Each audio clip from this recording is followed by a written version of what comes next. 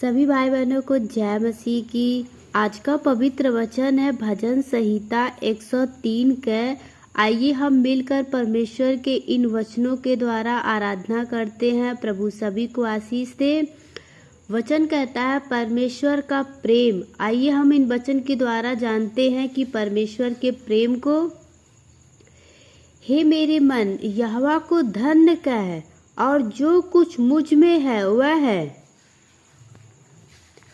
उसके पवित्र नाम को धन्य कह। हे मेरे मन यहोवा को धन्य कह, और उसके किसी उपकार को ना भूलना।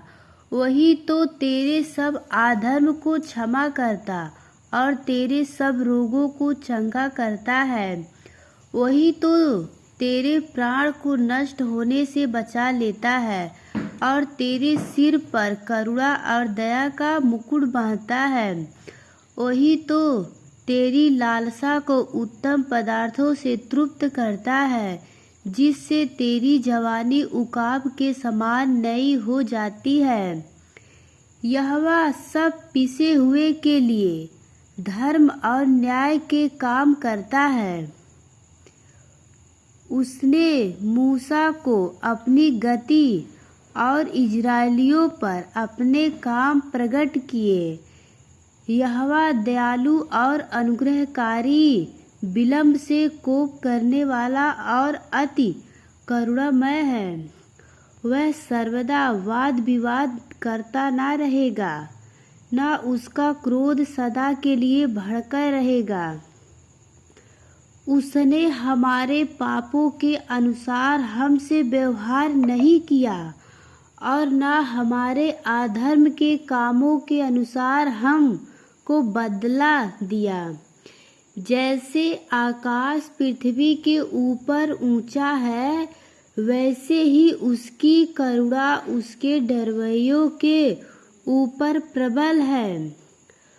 उदयाचल अस्ताचल से जितनी दूर है, उसने हमारे अपराधों को हमसे उतनी ही दूर कर दिया है।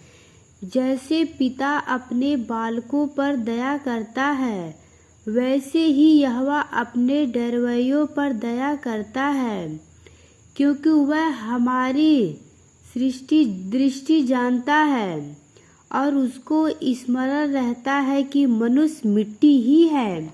हालेलुया।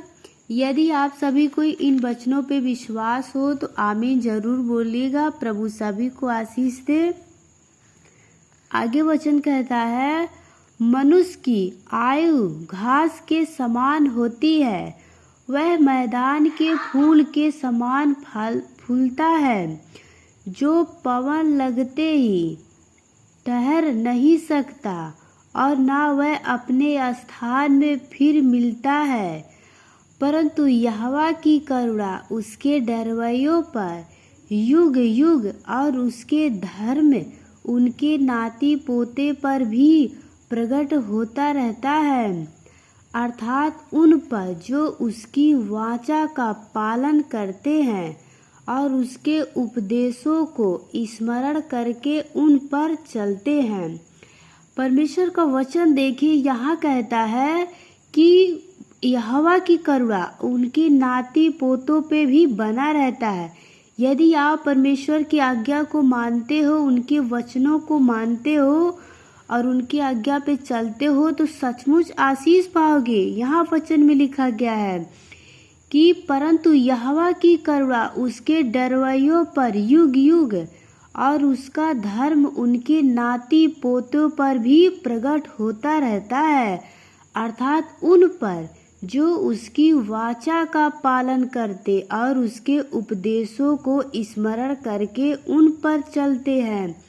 यहोवा ने तो अपना सिंहासन स्वर्ग में स्थिर किया है और उसका राज पूरी सृष्टि पर है। हे यहोवा के दूतों, तुम जो बड़े वीर हो और उसके वचन को मानने से उसको पूरा करते हो, उसको धन्य कहो। हे यहोवा की सारी सेनाओं, हे उसके टहलुओं, तुम जो उसकी इच्छा पूरी करते हो उसको धन्य कहो। हे यहोवा की सारी सृष्टि, उसके राज्य के सब स्थानों में उसको धन्य कहो।